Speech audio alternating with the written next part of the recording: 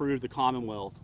I'm so blessed over the past 10 months that we have gained the reputation of being the grassroots candidate in this race. And today we're going to start a conversation about being the ideas candidate in this race.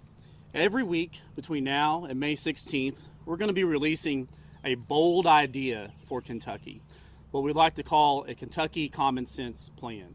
Today will be the first of weekly announcements of ideas that I think will benefit our state.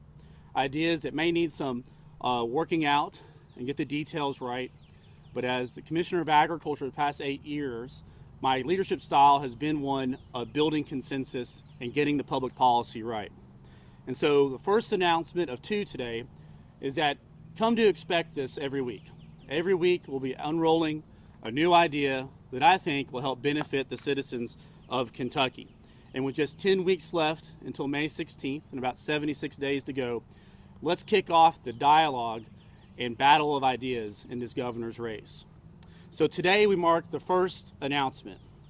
It's time for Kentucky to pass a responsible medical marijuana piece of legislation that helps benefits patients across Kentucky.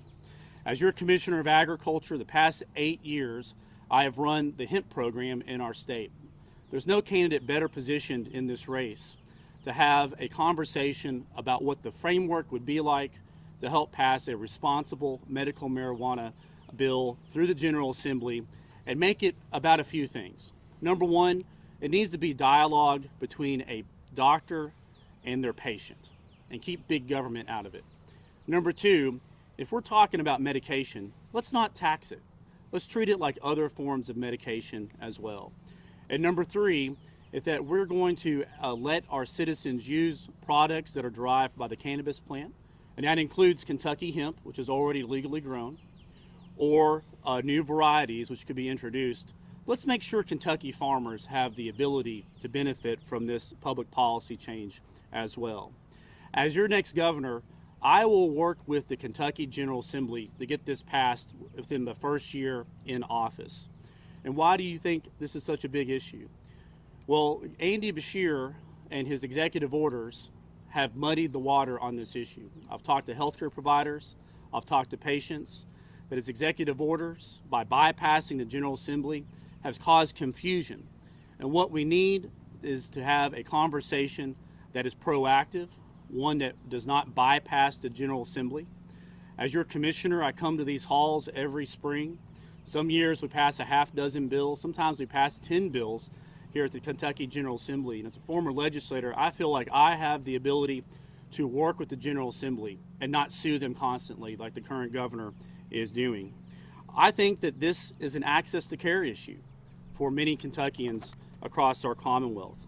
We want to do it legally as well, not just through executive order, but by having conversations, consensus-driven, bipartisan support that gets the policy right.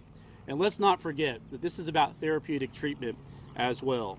So today I would like to thank you all for coming out. We're happy to field a few questions, but I encourage you to tune in every week as we unleash another Kentucky bold idea with our Kentucky Common Sense Plan as we lead up to the May 16th primary.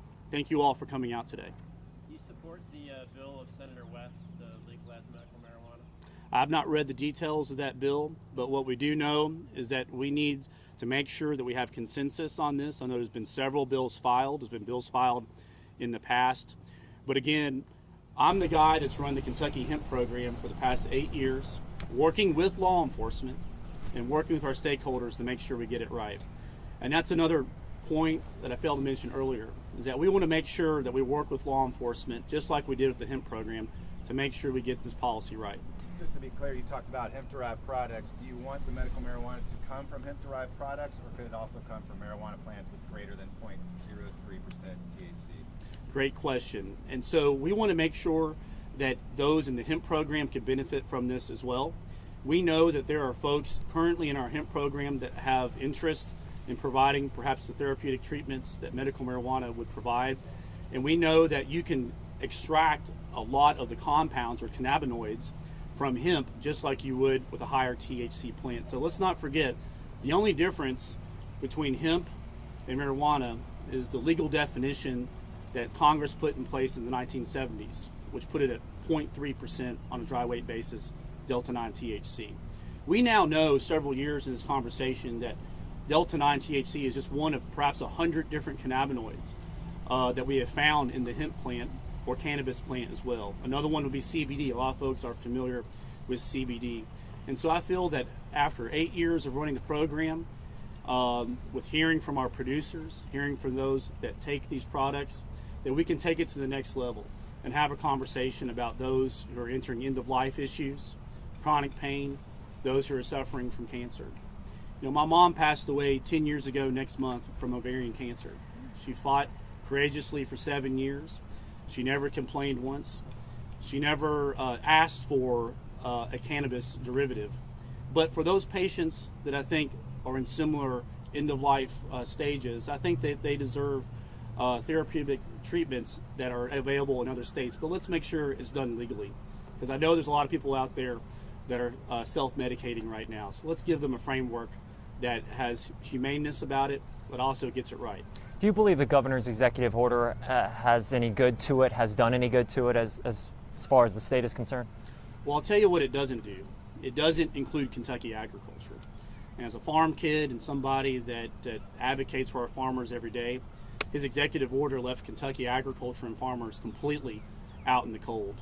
And so we want to make sure that we have a Kentucky-driven medical cannabis policy that lets Kentucky farmers benefit from this. What do you think should be done with Delta 8? Beat the Senate, get this through the Senate when it's been defeated there a couple times already. How do you plan on taking that on? Well, like I said before, some years we pass 10 bills during the General Assembly session. Sometimes we pass a few less. But I'm going to have the attitude that I've brought to the Commissioner's office of one of consensus-driven policymaking. That I believe that over the course of the next year, we can find common ground to get something that works for Kentucky. And again, is focused on that doctor-patient relationship.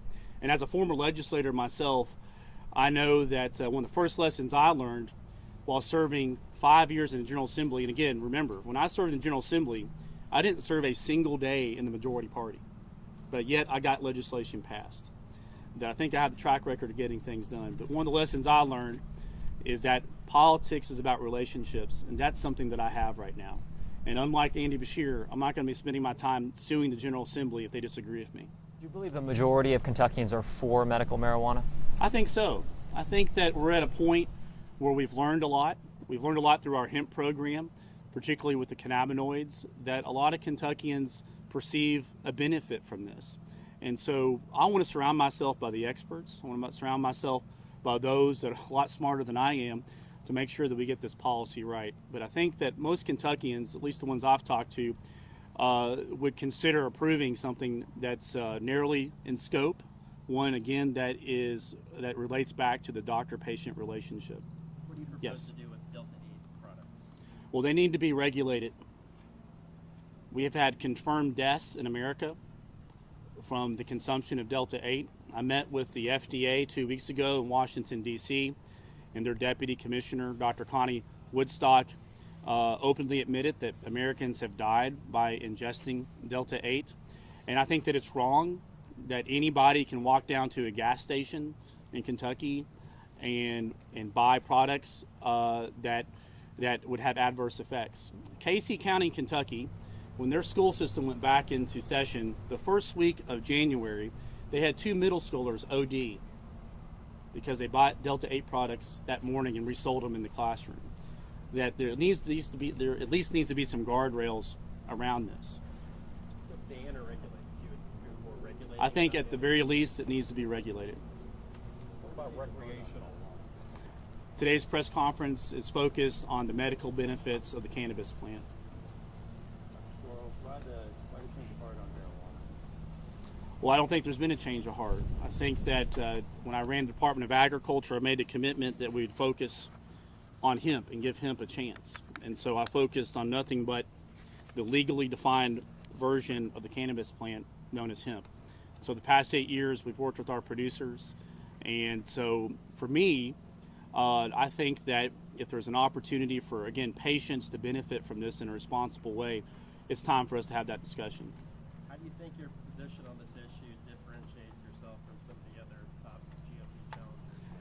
I'm not focused on anybody's race but myself. Look, there's 12 of us in this crowded primary. All of them are my friends, and they're going to be my friends after May 16th, so I'm not focused on anybody's race but myself. How are you feeling as we're approaching Election Day? How are you feeling about your chances of winning? Well, first off, I feel blessed that only in the United States of America can you grow up working in a tobacco patch at age 6, get the opportunity to earn your way to go to college, serve as a legislator, and serve in statewide office. That only in our country you get to do something like that, and perhaps one day serve as governor. So first off, I feel blessed by God to have this opportunity. Number two, I feel like we have a lot of momentum right now, that we are the grassroots candidate, that we have over 200 endorsements from fellow elected Republicans across our state. I feel that these rural counties are really getting behind me, that we are putting the effort in with knocking on doors. We have the fundamentals down. We're leading on cash on hand in this race as well. And with just 76 days to go, I know that there's going to be a lot of discussions. I'm looking forward to the debates that are coming up as well. We're going to be an active member of those debates. But I feel like we got a great shot of navigating this primary. But again, with 11 other friends in this, it can be a little unpredictable. Thank you, everyone. Thank you. Thank you so much. Appreciate it. If you have any follow-up questions, just contact Jake. Thank you all for coming out. You guys will also be receiving the op-ed in your inboxes this afternoon as well, so be on the lookout for that. If there's anything else, just let me know.